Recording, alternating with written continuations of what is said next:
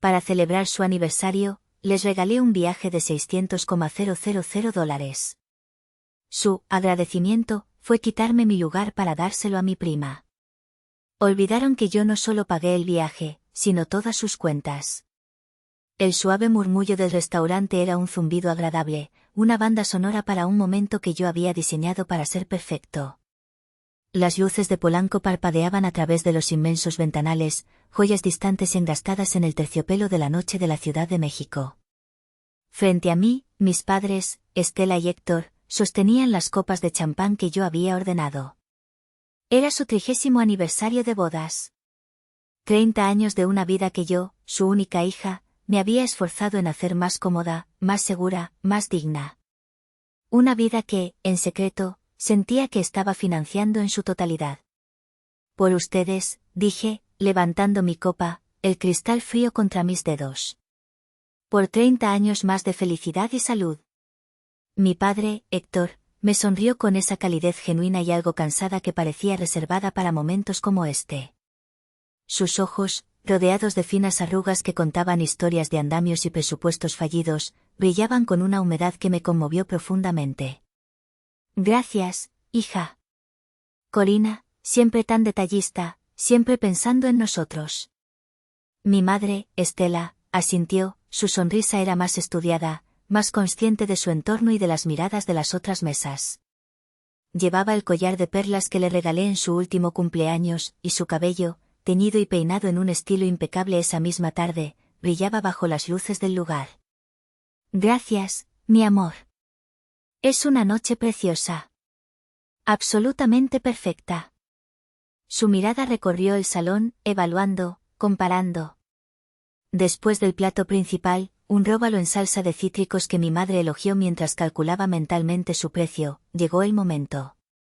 Con un gesto discreto al mesero, que había estado esperando mi señal, me entregaron una caja plana, rectangular, envuelta en un exquisito papel de seda japonés con motivos de grullas doradas. La deslicé suavemente por la mesa de manteles blancos. Esto es para ambos, dije, sintiendo un nudo de anticipación y esperanza en el estómago. Una parte de mí, la parte que nunca aprendía, todavía anhelaba ese momento de conexión pura, de gratitud sin filtros. Héctor desenvolvió el regalo con el cuidado de un artesano, como si el papel mismo fuera parte del obsequio. Dentro había un álbum de viaje de cuero oscuro, pesado y elegante. En la portada, grabados en delicadas letras doradas, estaban sus nombres, Estela y Héctor, nuestro 30º aniversario. Lo abrieron. La primera página no era una foto, sino un mapa antiguo de Japón, bellamente ilustrado. Las siguientes páginas contenían un itinerario detallado, impreso en papel de alta calidad, intercalado con fotografías profesionales de templos antiguos, jardines de arena blanca y rascacielos futuristas que parecían tocar el cielo. 12 días. En Japón, susurré, casi sin aliento por la emoción contenida. Para celebrar su aniversario como se merecen. Como siempre soñaron. Expliqué los detalles mientras pasaban las páginas con los ojos muy abiertos, casi con incredulidad. Vuelos en clase ejecutiva, para que el largo viaje de 13 horas fuera un placer y no una tortura. 10 noches repartidas entre el Park Hyatt de Tokio, con sus vistas de película desde el piso 52, y un ryokan tradicional de lujo en Kioto, con onsen privado y vistas a un jardín de arces. Un traductor y guía personal, un joven estudiante de historia del arte, para que no tuvieran que preocuparse por el idioma y pudieran sumergirse en la cultura. Todo, absolutamente todo, estaba pagado. Un paquete de 600.000 pesos. El rostro de mi padre se transformó. Vi en él al hombre joven que, antes de que su negocio de materiales de construcción quebrara bajo una montaña de deudas y malas decisiones, solía sentarme en sus rodillas y hablarme de los grandes arquitectos del mundo, Teige, Ando, Kikutake. Corina, esto es demasiado. Es el sueño de mi vida. Su voz se quebró, y no hizo ningún esfuerzo por ocultar la lágrima que rodó por su mejilla. Mi madre miraba el itinerario, sus dedos rozando las imágenes de los restaurantes con estrellas Michelin que yo había reservado. Japón, dijo, probando la palabra, saboreándola. Tu tía, la mamá de Lorena, Fue a París el año pasado.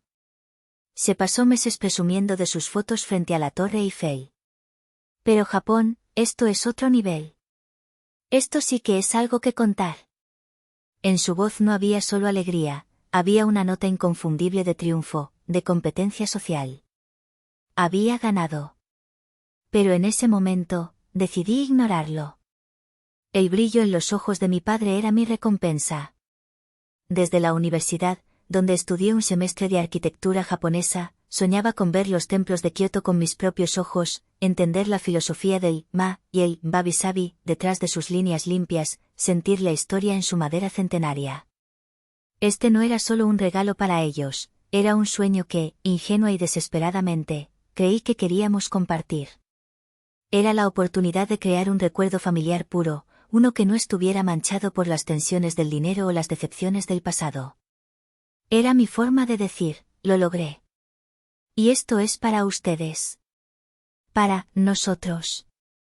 La burbuja de felicidad, tan brillante y perfecta, duró exactamente una semana. El lunes siguiente, mientras revisaba los planos estructurales de un nuevo complejo de oficinas en Santa Fe, mi teléfono vibró. Era mi madre. Hola, mamá. ¿Cómo estás? Bien, mi amor, muy bien. Su voz era melosa, un tono que yo había aprendido a reconocer como el preludio de una petición. Era el tono que usaba cuando necesitaba que pagara una tarjeta de crédito o que resolviera algún problema que ella había creado. ¿Ocupada? Un poco, pero dime. ¿Pasa algo? Ay, no, nada malo, al contrario. Es que no dejo de pensar en el viaje. Es un gesto tan increíblemente generoso, Corina. De verdad, ¿qué hija nos tocó? Hizo una pausa estratégica. Fíjate que estaba hablando con tu prima Lorena el otro día, le conté del viaje y se emocionó tanto por nosotros. Le brillaban los ojitos, pobrecita. Sentí un escalofrío recorrer mi espalda. Conocía esa táctica. La triangulación.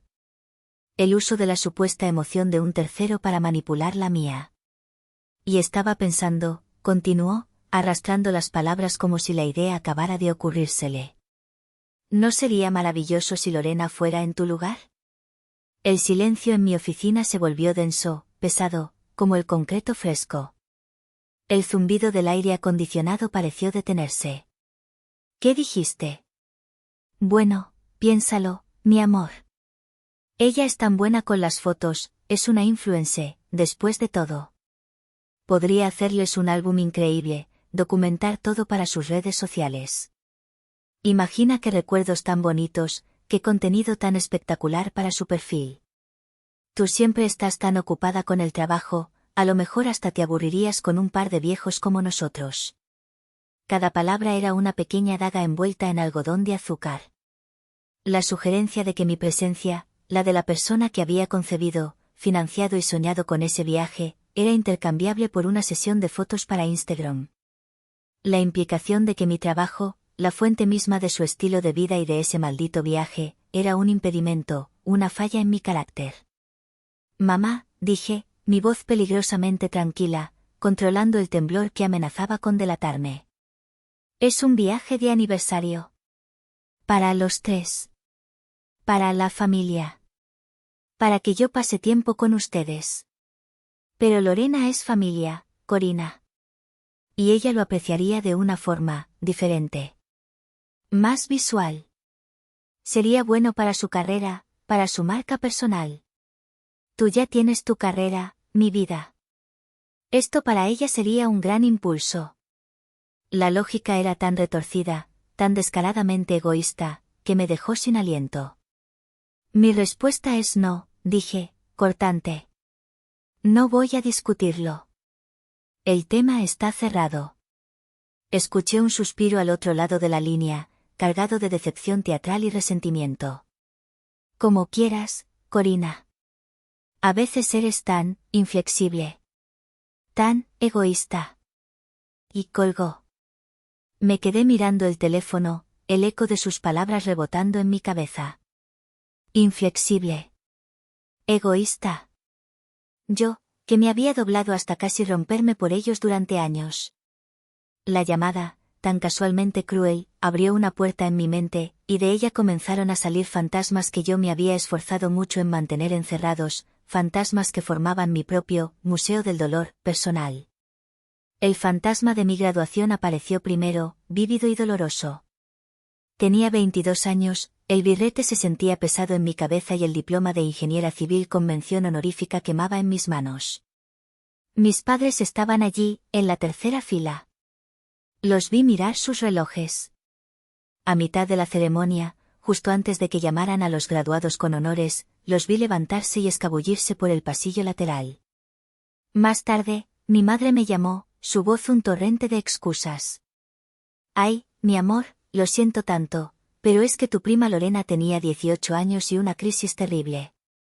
Necesitaba un vestido para una fiesta, muy importante, y tu tía nos pidió que la ayudáramos. Ya sabes cómo es. Lo sabía. Sabía que la crisis de un vestido para una fiesta de adolescentes era más importante que el mayor logro de mi vida hasta ese momento. Me tomé la foto oficial sola, sonriendo a la cámara mientras sentía un vacío helado en el pecho. Luego apareció el fantasma de la casa. Hace 5 años, el pequeño negocio de materiales de mi padre finalmente se derrumbó. Las deudas se los estaban comiendo. Sin dudarlo, usé todos mis ahorros, el dinero que había guardado para el enganche de mi propio apartamento, y les compré una casa. Una preciosa y sólida casa en el corazón de Coyoacán, a mi nombre, por supuesto. Recuerdo la cara de vergüenza de mi padre y la expresión de alivio calculador de mi madre. Para que nunca tengan que preocuparse por un techo sobre sus cabezas, les dije. El acuerdo verbal fue que ellos pagarían una cantidad simbólica cada mes, solo para cubrir el mantenimiento y los impuestos. Un gesto para que mi padre no sintiera que era caridad. Abrí mi laptop, casi por instinto. Navegué hasta una carpeta discreta y abrí un archivo de Excel, patrimonio-familia, XLSX. La hoja de cálculo se iluminó en la pantalla. Había una pestaña para cada año. Las columnas mostraban los pagos mensuales acordados y los pagos realmente realizados. La mayoría de las celdas en la columna de pagos realizados estaban vacías. La celda final, que sumaba el total, mostraba una cifra que superaba los 300.000 pesos.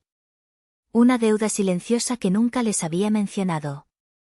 No por generosidad, me di cuenta de repente, sino por cobardía.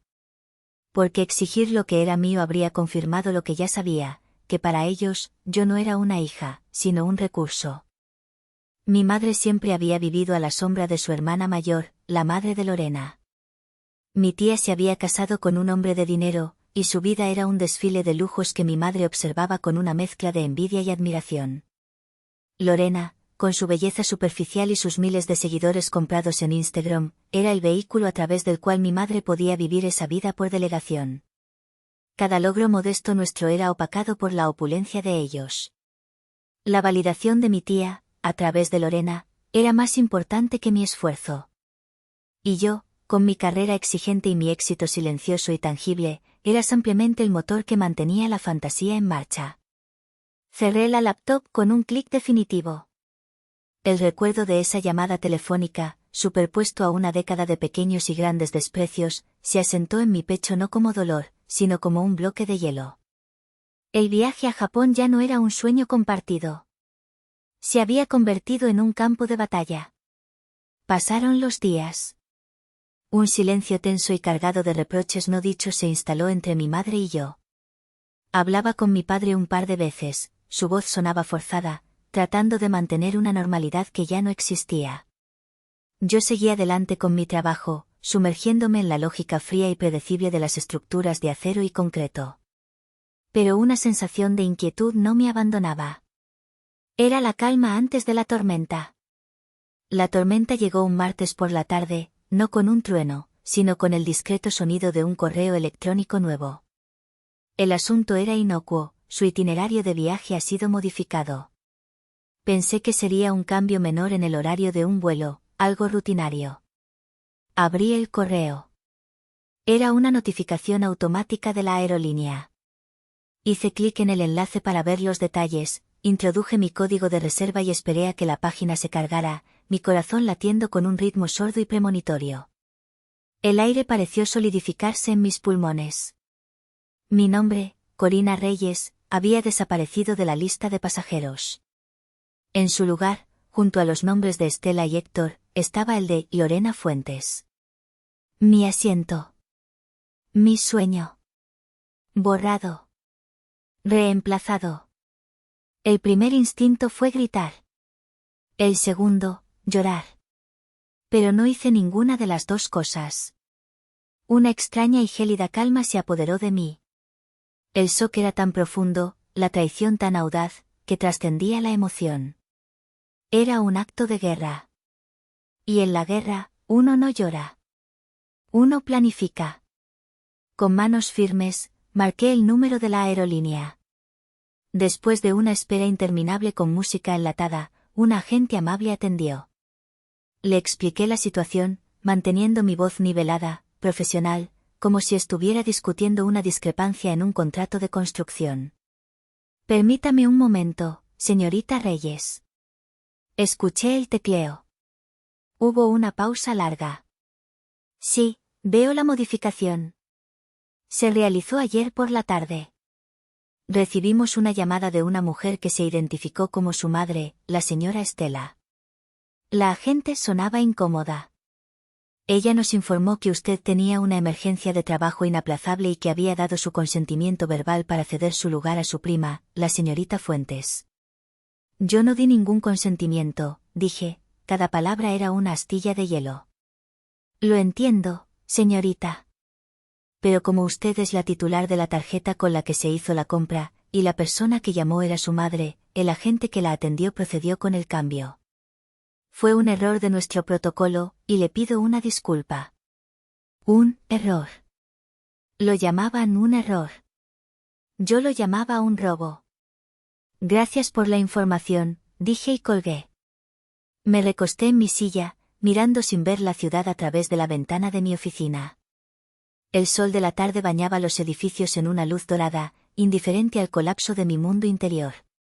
Mi madre no solo me había reemplazado, sino que había mentido, había manipulado a un extraño para robarme. Había contado con mi silencio, con mi historial de tragarme las injusticias para mantener una paz familiar que era, en realidad, una farsa. Mientras procesaba la enormidad de su engaño, mi teléfono vibró sobre el escritorio. Era un mensaje de texto de mi padre. Mi corazón dio un vuelco. Quizás él no sabía. Quizás él lo arreglaría. El mensaje era corto. Decía, hija, yo.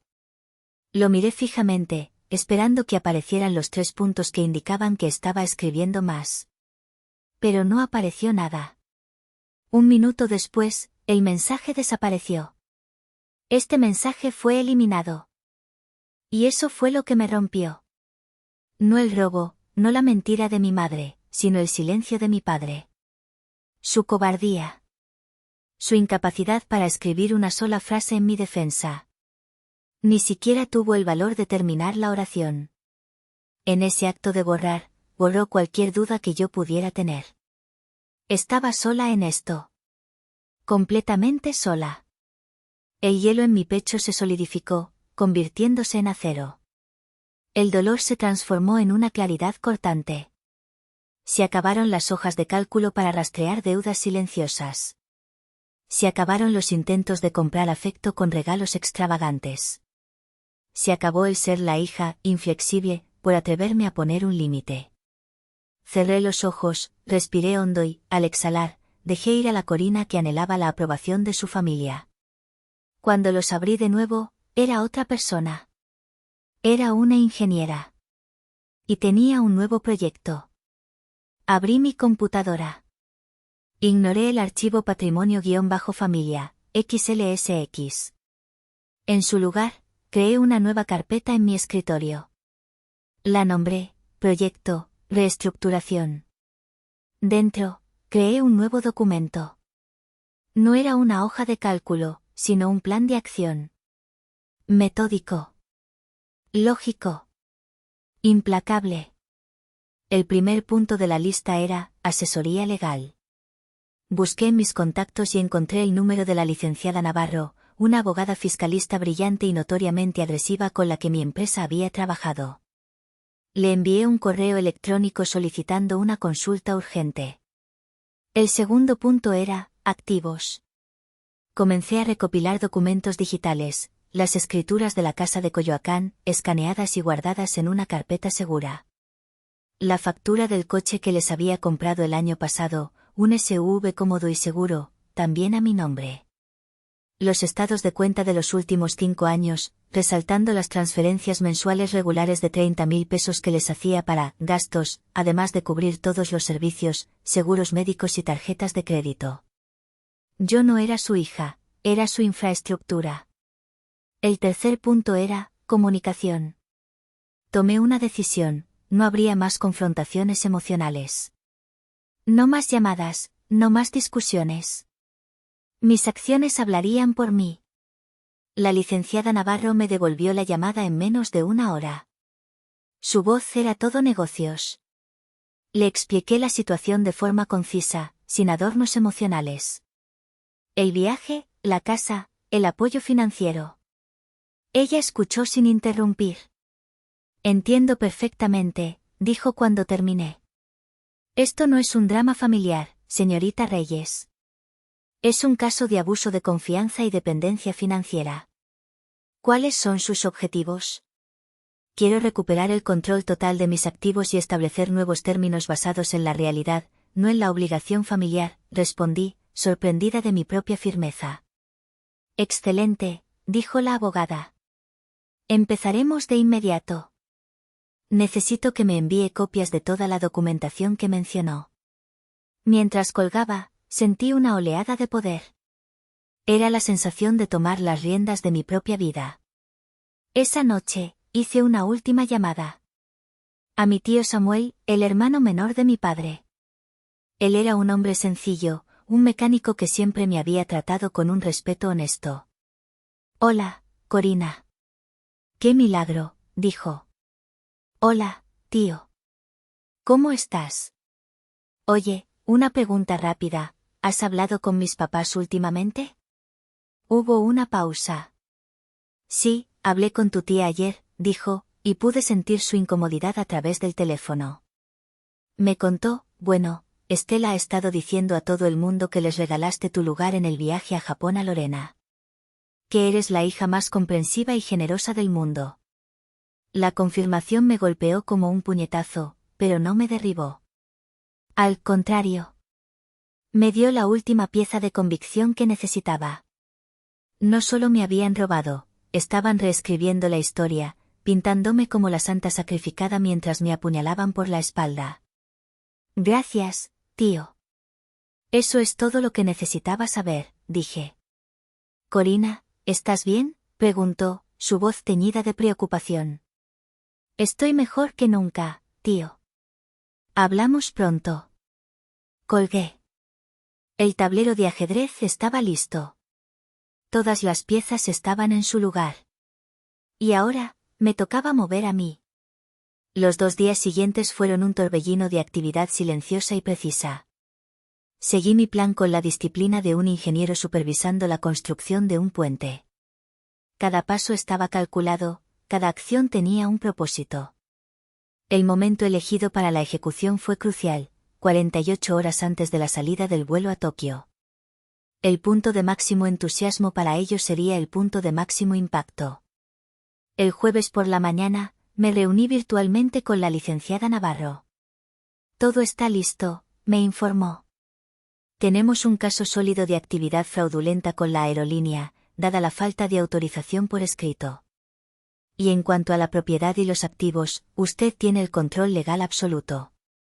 Perfecto, respondí. Procedamos. La primera acción fue una llamada en conferencia. Yo, la licenciada Navarro y un supervisor del Departamento de Fraudes de la aerolínea. Con mi abogada exponiendo los hechos de manera irrefutable, el supervisor no tuvo más opción que reconocer la grave falta de protocolo. Dada la situación, señorita Reyes, cancelaremos la reservación completa de inmediato, dijo el supervisor. ¿Qué pasará con el dinero?, pregunté, aunque ya sabía la respuesta. Debido a que la cancelación se debe a un fraude reportado, no podemos emitir un reembolso directo, pero acreditaremos el valor total de 600.000 pesos a su cuenta de viajero para uso futuro. Eso es aceptable, dije. Era perfecto. El dinero no se perdía, simplemente volvía a su dueña legítima. Mientras la licenciada Navarro finalizaba los detalles, abrí la aplicación de mi banco en mi computadora. Navegué hasta la sección de transferencias programadas. Allí estaba, la orden mensual de 30.000 pesos a la cuenta de mi madre, programada para el día 1 de cada mes. Con un solo clic, la eliminé. La ventana de confirmación apareció. ¿Está seguro de que desea cancelar esta transferencia recurrente? Hice clic en sí. Una pequeña acción digital con consecuencias monumentales. Finalmente, la casa. La licenciada Navarro me había puesto en contacto con una agencia inmobiliaria de renombre. Esa misma tarde, firmé electrónicamente un contrato de administración de propiedad. Les otorgué el poder exclusivo de gestionar la casa de Coyoacán en mi nombre. Mi primera instrucción fue clara: preparar un contrato de arrendamiento formal, basado en el precio actual del mercado para una propiedad de esas características en esa zona. El precio, me informaron, rondaría los 25.000 pesos mensuales. A las 6 de la tarde, todo estaba hecho. El viaje no existía. El flujo de dinero se había cortado. La casa que consideraban suya ahora estaba bajo gestión profesional. Me senté en silencio en mi oficina, observando cómo el cielo se teñía de naranja. No sentía alegría ni tristeza. Sentía equilibrio. Como si una balanza que había estado peligrosamente inclinada durante toda mi vida, finalmente hubiera vuelto a su centro. Era hora de la comunicación. El acto final. Abrí mi correo electrónico. Redacté un nuevo mensaje, sin saludo y sin despedida. En el campo, puse las direcciones de mi madre, mi padre y mi prima Lorena. En el asunto, escribí: confirmación de cancelación de itinerario JPN 101025. Adjunté el PDF oficial que la aerolínea me había enviado. Hice clic en enviar. Luego, abrí WhatsApp. Entré al grupo familiar, ese espacio digital de felicitaciones de cumpleaños forzadas y memes reenviados. Tomé una captura de pantalla de la cancelación de la transferencia bancaria. La envié al grupo. El tic azul de leído apareció casi al instante en los 3 perfiles. Esperé un minuto, dejando que el impacto de las 2 bombas silenciosas se asentara. Luego, escribí mi única y última frase. Dado que mi presencia no era necesaria para el viaje, y asumido que mi apoyo financiero tampoco lo es. Que disfruten el equipaje. Envié el mensaje y apagué el sonido de mi teléfono. La reestructuración estaba completa. Ahora solo quedaba observar el colapso. No tardó ni 5 minutos. Mi teléfono empezó a vibrar sobre el escritorio con una furia epiléptica. La pantalla se iluminaba con las fotos de perfil de mi madre, mi padre, mi prima. Llamada tras llamada tras llamada. Las ignoré. Luego empezaron los mensajes. Cientos de ellos. Abrí la conversación del grupo familiar por pura curiosidad morbosa. Era un caos. Mi madre: ¿qué significa esto?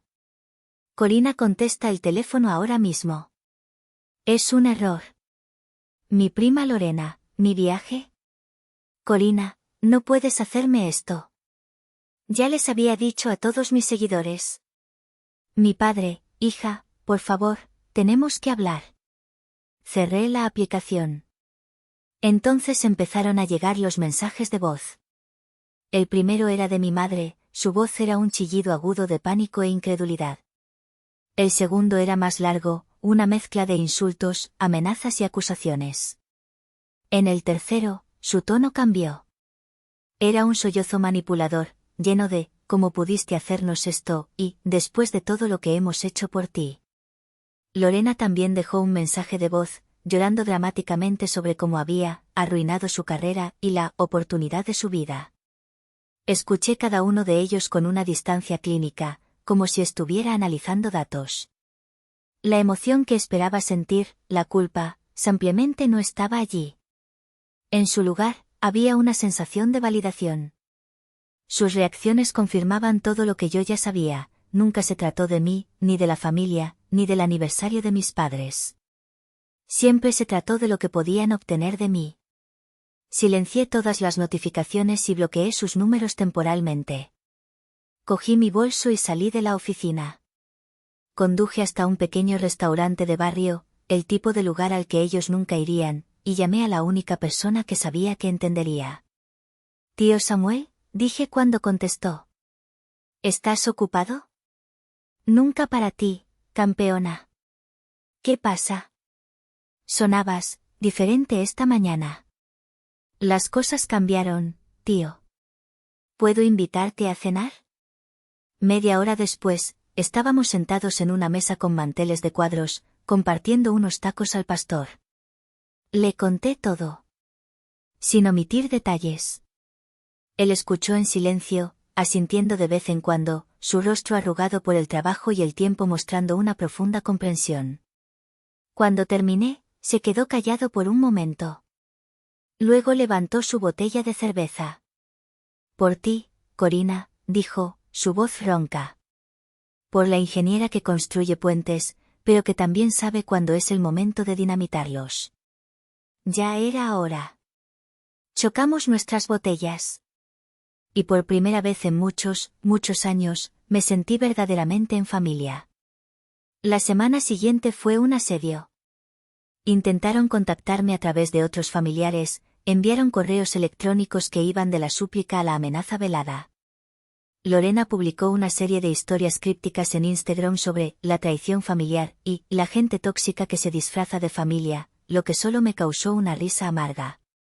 Finalmente, una semana después del día en que deberían haber estado aterrizando en Tokio, aparecieron en mi edificio. El portero me llamó por el intercomunicador. «Señorita Reyes, sus padres y su prima están aquí. Dicen que es una emergencia». «Gracias, Miguel. No los dejes subir». «Hablaré con ellos por el intercomunicador», respondí. Presioné el botón. «Sí». La voz de mi madre salió por el altavoz, distorsionada y desesperada. «Corina. Por el amor de Dios, tenemos que hablar. Abre la puerta». «No hay nada de qué hablar en persona, mamá». «¿Qué quieren?» «¿Qué queremos?», gritó. «Arruinaste todo. La humillación. Todos nuestros amigos sabían del viaje». «Ese no es mi problema», respondí, mi voz era tranquila, plana.